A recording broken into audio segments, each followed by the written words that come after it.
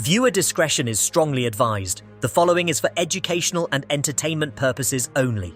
Buckle up, because we're diving headfirst into the wildest, most jaw-dropping courtroom bombshell to ever hit Hollywood. This isn't just tea.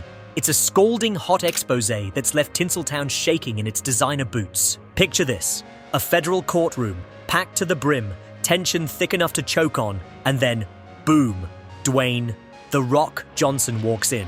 Not the muscle-bound million-dollar smile Rock we know from blockbuster flicks or WWE SmackDowns. No, this is a man haunted, vulnerable, carrying a secret so heavy it could crush a career built on invincibility. And what he said under oath? Oh, honey, it's the kind of truth that makes headlines bleed. So grab your popcorn, silence your phone, and let's unpack the Sean Diddy Combs trial testimony that's got everyone from TikTok to TMZ losing their minds. Let's set the scene. It's 2025, and the Diddy trial is already a circus. We've got A-listers like Monique, Denzel Washington, and Jamie Foxx spilling secrets that make your average gossip column look like a kid's bedtime story. But nobody was ready for The Rock to step through that side door. The man who bench presses cars for fun, who's been Hollywood's golden boy since the Scorpion King, walks in looking like he's seen a ghost. His trademark swagger? Gone. His iconic raised brow? Furrowed. Not in bravado, but in raw, unfiltered pain. This wasn't the guy hyping up crowds or clapping back at haters on X. This was Dwayne Johnson, human, broken, and ready to spill a truth so wild it makes Eyes Wide Shut look like a Pixar flick. The courtroom freezes. Diddy, sitting with his high-priced legal team, stiffens like he's just been hit with a taser. His lawyers start whispering like they're trying to defuse a bomb. The prosecutors, smirking because they knew this was coming and kept it quieter than a nun in a library. Even the judge leans forward because when The Rock walks in to testify, you know it's about to go down. And go down it did. Dwayne takes the stand, grips the railing like it's the only thing keeping him upright, and says, "I don't want to be here, but I have to be. I've lived with something that's eaten away at me for almost 20 years. And the truth is, I'm still scared. But I'm more scared of what happens if I stay silent." Cue the collective gasp. If that doesn't hook you, I don't know what will. So what's the tea? What could possibly bring The Rock to his knees? Buckle up, because this is where it gets weird.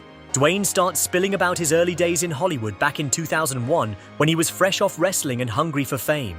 Enter Diddy, the ultimate power player, the guy who could open every door in Tinseltown with a snap of his fingers. To young Dwayne, Diddy was like a fairy godmother with a Rolodex. Except this fairy godmother's wand came with some seriously twisted strings. It started innocently enough. Private industry nights at Diddy's LA and Miami mansions. Champagne flowing, handshakes with producers, vibes like you're on the cusp of greatness. But then, things got dark. Real dark. Like, did I just step into a secret society or a horror movie? Dark. Dwayne describes how these networking events started feeling like auditions for something sinister. Diddy would drop cryptic lines like, "Are you down for greatness? Would you bleed for it?" At first, Dwayne laughed it off. Showbiz is eccentric, right? But then came the favors. Odd-hour invites to exclusive gatherings, like one at 2:13 a.m. in Bel Air. Yes, 2:13 a.m. Were because apparently that's when real decisions get made. Dwayne shows up, and it's just him, alone, for over an hour, until a group of silent men in black suits roll in like they're auditioning for Men in Black 5. No one speaks. The lights dim. Diddy enters, and suddenly his voice is booming through hidden speakers on a loop. "Are you worthy? Are you ready? Would you eat what I feed you?" I'm sorry, what? This isn't a party. It's a cult vibe, and Dwayne's gut is screaming, "Run, bro!" But it gets worse, way worse. Dwayne's invited to a private meeting outside LA, blindfolded and driven to a mystery location like he's in a spy thriller. His publicist hyped it up as the meeting that could change your life. Spoiler alert, it did, but not in the "yay, I'm a star" way. He's led into a candlelit room, walls draped in black cloth, red lanterns glowing like something out of a satanic Pinterest board. 5 silent men in suits sit around a table, and Diddy's at the head, sipping from a goblet filled with what looks like motor oil. Then comes the tray. A man in a white robe, because of course there's a robe, sets down a steel plate. On it, raw monkey brains, still steaming. No seasoning, just straight up brain tissue, trembling like it's auditioning for a zombie flick. The courtroom's gagging, and honestly, so am I. Diddy leans in, all calm and creepy, and says, "Everyone who's made it ate. Everyone who didn't, vanished." Then he tells the silent suits to let him feel the pressure. Dwayne tries to laugh it off, thinking it's a prank, but the door's locked and nobody's laughing with him. Diddy hands him a spoon and whispers, "Hollywood's not about talent, it's about obedience." At this point, Dwayne's shaking, humiliated, and alone. He lifts the spoon, takes a bite, and the room erupts in laughter. Not because it's funny, but because they've broken him. He sits there for 30 minutes, chewing through the ritual while they watch. And when it's over, Diddy claps and says, "Welcome to Level 2. Level 2? What is this? A video game from hell?" Now let's pause for a second, because I know what you're thinking. Monkey brains? Really? It sounds like something out of Indiana Jones, but this is Dwayne Johnson, under oath, sobbing as he recounts the most humiliating moment of his life. This isn't just about eating something gross, it's about what it represents. It's about power, control, and the lengths you're forced to go to prove you're worthy of Hollywood's inner circle. Dwayne didn't just lose his lunch, he lost a piece of himself. And that's just the beginning. From there, it's a psychological horror show. Dwayne describes what he now calls obedience trials, rituals designed to strip away autonomy and rebuild you as a cog in Hollywood's machine. He's invited to a business retreat in the desert, expecting studio execs and deal talks. Instead, he's locked in a windowless room, phones confiscated, music blaring on a loop for hours. Food comes at random times, and they're forced to memorize weird scripts about surrendering to the higher power of success. It's not a retreat, it's a psychological boot camp. Dwayne says it felt like being reprogrammed, like they wanted to confuse fear with loyalty, pain with progress. He'd see other entertainers, some newbies, some big names, in the hallways, all giving each other that "we're trapped" look, but nobody spoke up. Why? Because speaking meant risking everything. And here's where it gets even crazier, the machine behind the curtain. After the monkey brain nightmare, Dwayne's career explodes. Offers flood in, movies he wasn't even in the running for. Studio heads tell him, "Diddy vouched for you." Sounds great, right? Wrong. These weren't opportunities, they were assignments. Dwayne starts noticing the strings attached. Question a contract? You're warned your options could disappear. Skip one of Diddy's creepy after-hours parties? Suddenly, a major studio pulls you from a project. Dwayne realized Diddy wasn't just a music mogul. He was a gatekeeper with investments, connections, and a web of favors that could make or break you. Silence wasn't just expected, it was mandatory. One wrong move, and you're blacklisted, your career vanishing faster than a bad Netflix reboot. Dwayne's voice gets heavier as he describes a night that changed everything. He's at a private screening in the Hollywood Hills, expecting a chill industry event. Instead, it's another weird setup. Dim lights, security at every door, phones confiscated, guests handed masks for anonymity. It feels less like a party and more like a secret society initiation. Dwayne wanders the estate, uneasy, and spots a young actor, someone you'd recognize, crying in a hallway, clutching a drink, trembling. When Dwayne asks if he's okay, the guy whispers, "They told me this is what it takes." That's the moment the glamour cracks. Dwayne sees the machinery underneath, a system built on fear, control, and secrets. He leaves early, goes home, and doesn't sleep, not because of what he saw, but because he realized he'd been complicit in his silence. He'd been useful, protected by his obedience, but at what cost? Fast forward to the courtroom, and Dwayne's not just testifying, he's reclaiming his story. He looks at the jury, eyes red but steady, and says, "People ask why we stay silent. Why actors, musicians, athletes, people with platforms don't speak up. I'll tell you why. It's terrifying." He talks about the fear of being blacklisted, labeled difficult, watching your career dry up like a puddle in the desert. He mentions others who vanished from the spotlight, not because they were unstable, but because they refused to play the game. Silence, he says, isn't about guilt. It's about survival. But it comes at a cost: anxiety, isolation, and the nagging feeling you're betraying yourself. Then he drops the mic. Turning to Diddy, man to man, he says, "You made me believe I had to sacrifice myself to succeed, that I had to surrender my integrity just to be allowed in the room. But that wasn't power. That was fear, disguised as influence." The courtroom's so quiet you could hear a pin drop. He's not yelling, not pointing fingers, but his words cut like a knife. He speaks for everyone who's been silenced, everyone told their dreams come with a price tag of dignity. "You don't get to define my legacy anymore," he says, and you can feel the weight of those words ripple through the room. As Dwayne steps down, He pauses one last time, addressing not just the court, but the world watching. This story isn't just about me, he says. It's about the people who never get to sit in this chair, the ones who didn't survive long enough to speak, the ones still stuck behind the curtain, terrified no one will believe them. He calls out Hollywood's biggest lie, that power justifies abuse, that success means you can't question the cost. That myth is breaking now, he says, not with rage, not with revenge, but with truth. And with that, he walks out. No cameras, no handlers, just a man who's finally free. Now let's zoom out and talk about why this moment is seismic. This isn't just about Diddy or Dwayne or even Hollywood. It's about power, plain and simple. Power that's been abused for decades, hidden behind red carpets and million-dollar deals. Hollywood's been selling us a fantasy forever. The glitz, the glamour, the idea that if you just work hard enough, you'll make it. But what Dwayne's testimony lays bare is the ugly truth. Sometimes making it means selling your soul. It's like signing up for a dream job only to find out the fine print includes eating monkey brains and swearing allegiance to a system that thrives on control. And the wildest part? This isn't new. Whispers about Hollywood's dark underbelly have been around forever. Secret societies, shady deals, stars disappearing after stepping out of line. But now, with Dwayne's testimony, those whispers are a scream. Let's break it down like it's a blockbuster movie trailer. You've got the hero, Dwayne, the guy who's supposed to be untouchable. You've got the villain, not just Diddy, but the whole system that let him pull strings for years. You've got the plot twist, monkey brains, secret rituals, and a culture of silence that's kept everyone in check. And the stakes? They're higher than a skyscraper in a Michael Bay flick. If someone like The Rock, Mr.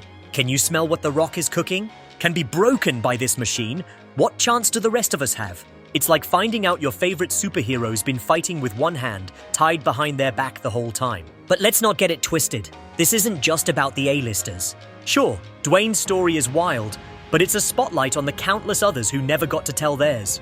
The young actors, musicians, and dreamers who walked into Hollywood with stars in their eyes and walked out with scars on their souls. Think about that kid in the hallway trembling saying, "This is what it takes." How many others are out there, still trapped, still silent because they're scared no one will believe them? It's like a horror movie where the monster isn't a guy with a chainsaw. It's a system that chews up ambition and spits out obedience. And here's where it gets personal. We've all been fed the Hollywood dream, haven't we? We've binged the award shows, scrolled through ex-posts of celebs living their best lives thinking, man, that's the goal. But Dwayne's testimony is like pulling the curtain back on Oz and finding out the wizard's a creep with a god complex. It's not just about the glitz, it's about what's demanded in exchange. Imagine you're chasing your dream job and someone hands you a contract that says, oh, by the way, you've got to do some weird ritual to prove you're loyal. You'd run, right? But in Hollywood, running means losing everything. Your career, your reputation, your shot at the big time. It's like being stuck in a game show where the prize is fame, but the rules are written by a madman. So let's talk about Diddy for a hot second. The man's been a kingmaker for decades. Music, fashion, parties, you name it.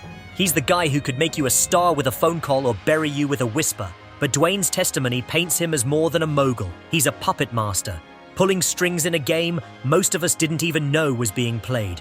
Those industry nights. They weren't just parties. They were auditions for a secret club where loyalty trumps talent. And the monkey brains? Yeah, it's gross, but it's also a metaphor. It's not about the brains. It's about what you're willing to swallow to get ahead. It's like being asked to eat dirt to prove you're one of us. Most of us would say, hard pass. But in a world where saying no means losing everything, what do you do? Now let's pivot to the bigger picture, because this isn't just about one man or one trial. Hollywood's been running on this fuel for years. Power, control, and silence. Think about all the stories we've heard over the years. Stars who fell off, projects that got shelved, careers that ended for no reason. We're told they were difficult or unstable, but what if they just said no to the wrong person? It's like a high school clique, except instead of getting kicked out of the cool kids table, you're blacklisted from an entire industry. And the craziest part? We, the audience, help keep this machine running. Every time we buy a ticket, stream a show, or stan a celeb, we're feeding the beast. It's like we're all extras in a movie we didn't sign up for. But here's the flip side. Dwayne's testimony is a crack in the machine. It's not just about him spilling the tea, it's about him saying, enough. He's not the first to speak out, but he's one of the biggest. When someone like The Rock, Mr. Box Office, Mr. Charisma, Mr. I lift weights for breakfast, stands up and says, "I was scared, I was humiliated, and I'm done being silent." It's a signal to everyone else. It's like he's handing out megaphones to the people who've been whispering in the shadows. And trust me, there are a lot of them. From the assistants who've seen too much to the actors who've been told to play the game, Hollywood's got a long list of secrets waiting to spill. Let's talk about those other voices for a minute. Dwayne mentioned Cassie Ventura, whose legal team inspired him to come forward. That's huge. Cassie's been fighting her own battle, and her courage lit a fire under Dwayne to tell his truth. It's like a domino effect. One person speaks, and suddenly, others realize they don't have to stay quiet. Think about Monique, who's been calling out Hollywood's BS for years, only to be labeled difficult. Or Denzel, who's hinted at the industry's dark side in interviews without naming names. And Jamie Foxx? His testimony was cryptic, but you could feel the weight of what he wasn't saying. These aren't just celebs airing dirty laundry. They're survivors of a system that thrives on control. It's like they're all part of a secret support group, and Dwayne just ripped the door off the meeting room. Now, I know what some of you are thinking. Is this for real? Monkey brains? Secret rituals? Sounds like a conspiracy theory. And yeah, it's wild. It's so wild it's hard to wrap your head around. But let me ask you this. Is it really that hard to believe? We've seen the headlines. Harvey Weinstein, Jeffrey Epstein, the Me Too movement. Power protects power. And Hollywood's been playing that game since the silent film era. It's like a vampire that feeds on ambition instead of blood. And the scariest part? It's not just one person. It's a network. Producers, agents, execs, all connected by favors and fear. Dwayne's testimony isn't just about Diddy. It's about the whole damn machine. So let's get into the psychology of it, because this is where it gets deep. Why do people stay silent? Dwayne nailed it. Fear. Fear of losing everything. Your career, your reputation, your dream. It's like signing up for a race, only to find out the finish line's rigged with landmines. You keep running because stopping means blowing up. And the crazy thing is, it's not always overt threats. Sometimes it's subtle. A missed call, a cancelled meeting, a role that goes to someone else. It's like being gaslit by an entire industry. You start questioning yourself. Am I overreacting? Is this just how it works? And before you know it, you're nodding along, eating the metaphorical monkey brains, because you think it's the only way. But here's the kicker. Silence doesn't just protect the powerful. It hurts everyone else. Think about that young actor Dwayne saw crying in the hallway. He wasn't just scared, he was broken. How many others are out there, carrying the same weight, too afraid to speak? It's like a virus, spreading through fear, infecting everyone who buys into the lie that success means sacrifice. And the worst part? It makes you feel complicit. Dwayne said it himself. He started questioning whether he was part of the problem just by surviving. It's like being stuck in a toxic relationship where you hate the rules but play along because you don't know how to leave. Let's zoom out even further. This isn't just a Hollywood problem, it's a human one. Power dynamics like this exist everywhere. Corporate boardrooms, small-town cliques, even your local PTA. Hollywood's just the loudest example because it's got the brightest lights. But the mechanics are the same. Someone at the top sets the rules, and everyone below scrambles to obey. It's like a twisted version of Simon Says, except instead of Simon Says jump, it's Simon Says humiliate yourself or lose everything. And the only way to break the cycle is to do what Dwayne did. Speak up, even when it's terrifying. So what happens next? This trial's still going, and the fallout's going to be messier than a reality TV reunion. Will more stars come forward? Probably. Will the industry try to spin this or bury it? Definitely. Hollywood's got a PhD in damage control. Think NDAs, PR teams, and sources close to the situation who magically make scandals disappear. But this time feels different. Dwayne's testimony isn't just a story, it's a spark. It's like he's tossed a Molotov cocktail into the system, and now we're all waiting to see what burns. Will studios clean house? Will new protections be put in place? Or will the machine just find a new way to keep the curtains drawn? One thing's for sure, the silence is cracking and it's not going back together.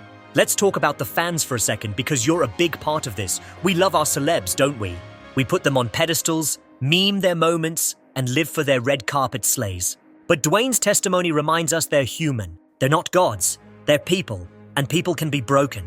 It's like finding out your favorite superhero's been fighting with kryptonite in their pockets. And as fans, we've got a role to play.